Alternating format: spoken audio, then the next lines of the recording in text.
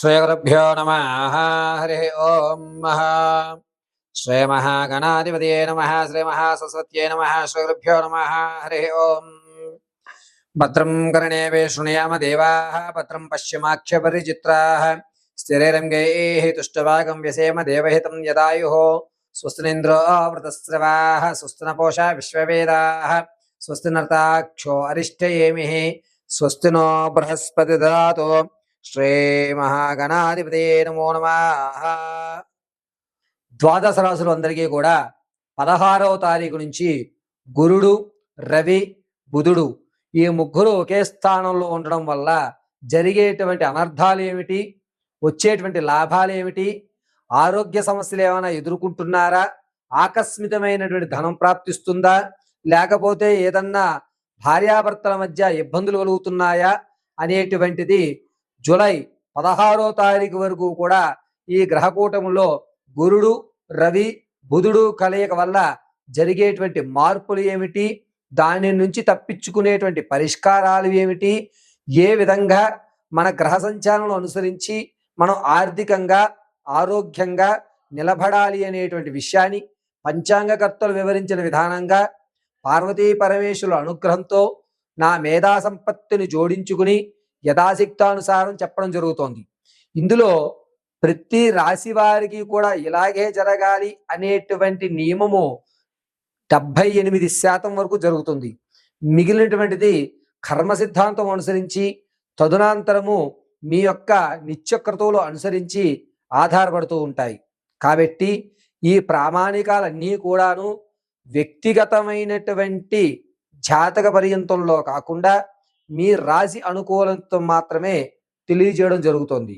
ఇందులో ఉన్నటువంటి ఫలితాలను ఆచరించుకుని ఆ యొక్క విధానాల్ని మీరు అవలంబించి పార్వతీ పరమేశ్వరుల కటాక్షం కలిగి ప్రతి రాశి వారు కూడా ఆర్థికంగా నిలబడ్డం, ఆరోగ్యపరంగా చక్కగా పరిస్థితులు చక్కదిద్దుకోవడం, అదేవిధంగా మీ కోరికలు తీర్చుకోవడానికి మహత్తవకాశం కలుగుతూ ఉంటుంది. కాబట్టి జూన్ 16వ తారీఖు నుంచి ప్రారంభం చేసుకుని జూలై 16 వరకు కూడా గురుడు, రవి, బుధ కలయికల వల్ల జరిగేటువంటి మార్పుల్ని మీ ముందు తెలియజేయడం జరుగుతోంది. కావున ఈ విషయాలన్నీ కూడా పరిగణలోకి తీసుకోండి. మరి మకర రాశి వారికి ఈ నెల 16వ తారీఖు నుంచి రవి, గురుడు, బుధుడు యుక్తంతో శనీశ్వరుణ్ణి, కేతువుని ఇరువురిని కూడా ఏకస్థలంతో చూస్తూ ఉండడం వల్ల ఇంతకు ముందు పడుతున్నటువంటి ఇబ్బందులకి కంటే అధికమైన ఇబ్బందులు పడే అవకాశమే కనబడుతూ ఉంటుంది. మూనుగుతున్న నక్క మీద తాటిపండు పడిందా అన్నట్టుగా అబ్బబ్బా ఈ సమస్యలతోటి సరిపోతున్నాయంటే కొత్త సమస్యలు చుట్టుకున్నాయే అని బాధపడవలసిన అవసరం ఏర్పడుతూ ఉంటుంది. రాజకీయంలో ఎవరైతే ఉంటారో నీ యొక్క స్థితి అనేటువంటిది అదే విధంగా ఉంటుంది.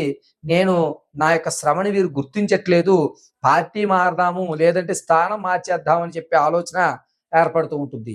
ఎవరైతే వ్యాపారస్తులు ఉంటారో వారి యొక్క వ్యాపారాన్ని కాస్త అభివృద్ధి చెందించే విధంగా కొత్త ధనాన్ని వాటికి జోడిస్తూ ప్రయోగాలు అనేటువంటి చేస్తూ ఉంటారు, అవి విఫలమవుతూ ఉంటాయి. అయితే ఈ యొక్క 16వ తారీఖు నుంచి మకర రాశి వారికి రవి, బుధుడు, గురుడు ఈ ముగ్గురు కూడాను చంద్రస్థానయుక్తంతో చూస్తూ ఉండడం వల్ల మనసులో కాస్త ఆందోళనగా ఉన్నా కూడా ఏం కాదులే, భగవంతుడు నా ఎందున్నాడు, మార్పు జరుగుతుంది అని ఆశాజనకంతో ఉండడం మంచిది. వచ్చేటువంటి శ్రావణ మాసం తర్వాత మకర రాశి వారికి మంచి ఫలితాలు అనేటువంటివి ఏర్పడతాయి. ఈ 16 నుంచి వచ్చే నెల 16 వరకు కూడాను కంటికి సంబంధించిన ఇబ్బందులు కలగడం, అదేవిధంగా వెన్నుపూసలో కాస్త ఇబ్బందులు అనేటువంటివి ఏర్పడుతూ ఉంటాయి. మకర రాశి వారికి ఈ విద్యార్థులు ఎవరైతే ఉన్నారో వీరికి జ్ఞానం అంటే జ్ఞాపక శక్తి పెరగడం, దాంతో పాటుగా కొత్తదనంగా ఆలోచించి ఎవరు ఆ చదవని విధంగా కానీ లేకపోతే అనూహ్యమైనటువంటి విద్యలో మార్పులు కానీ వీరికి వీరే చేసుకుని నేను కూడా చదవగలను అని 10 మందికి తెలియజేసేటువంటి వ్యవస్థను ఏర్పరచుకుంటూ ఉంటారు. సినీ రంగంలో కానీ కళా పరిశ్రమలో ఉన్న వారికి కానీ అంతంత మాత్రంగానే ఉంటుంది, అభివృద్ధి అనేటువంటిది జరగదు ఈ నెలంతా కూడా. అదేవిధంగా 14వ తారీఖు నుంచి 16 వరకు కూడా మీరు శారీరకంగా ఇబ్బంది పడేటువంటి అవకాశం ఎక్కువ కలుగుతూ ఉంటుంది.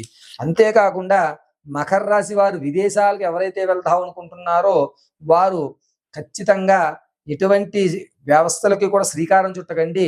అంత లాభదాయకంగా లేదు. రాహుస్థానం గురుణ్ణి నీచంలో చూస్తూ ఉండడం వల్ల నీ ఎదుగుదలకు ఆటంకాలు అనేటువంటివి ఏర్పడుతూ ఉంటాయి. మకర రాశి వారికి ఈ నెల అంటే 16వ తారీఖు నుంచి ప్రారంభం చేసుకుని వచ్చే నెల 16 వరకు కూడా మానసికమైన క్షోభ ఏర్పడుతూ ఉండడం వల్ల దేని మీద కూడా కాన్సన్ట్రేషన్ చేయలేకపోతూ ఉంటారు. మకర రాశి వారు 14వ తారీఖు నుంచి 10వ తారీఖు అంటే జూలై 10వ తారీఖు వరకు కూడా తీసుకునేటువంటి ప్రతి నిర్ణయము కూడా తప్పిదాలుగా ఉంటాయి. కాబట్టి మీరు తీసుకునే ఏ నిర్ణయం అయినా 1కి 10, 10కి 100 సార్లు ఆలోచించుకుని మీ నిర్ణయాన్ని తెలుసుకుని తెలియజేయండి. ఆవేశంలోనో, ఆక్రోశంలోనో, ఆనందంలోనో ఈ 3 స్థితుల్లోనూ కూడా మకర రాశి వారు ఖచ్చితంగా నిర్ణయాలు తీసుకోవద్దు.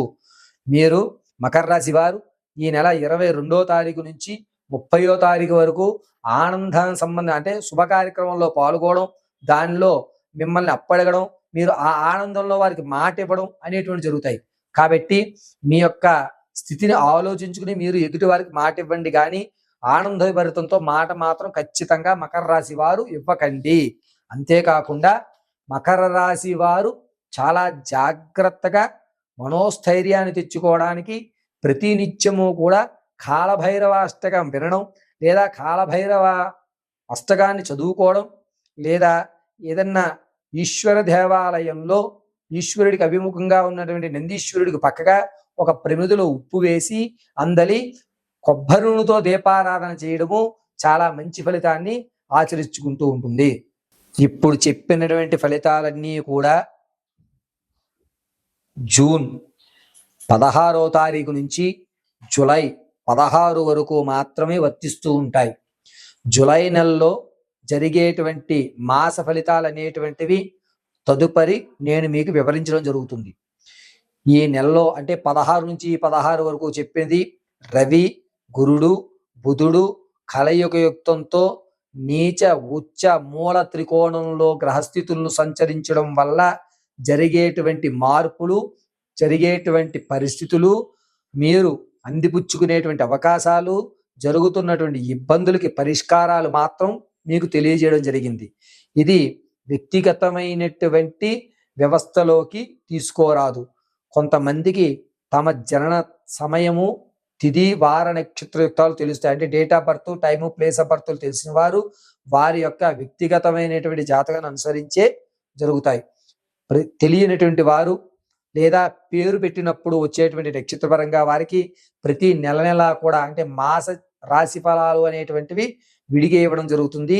ఆ మాస రాశి ఫలాల్ని పైగా మాసంలో గ్రహాలు సంచరించడం అనేటువంటి మార్పులు చెందేటువంటి విషయాన్ని పరిగణలోకి తీసుకుని దీన్ని మీ యొక్క జాతకానికి అవలంబించుకోవలసిందిగా తెలియజేయడం జరుగుతుంది.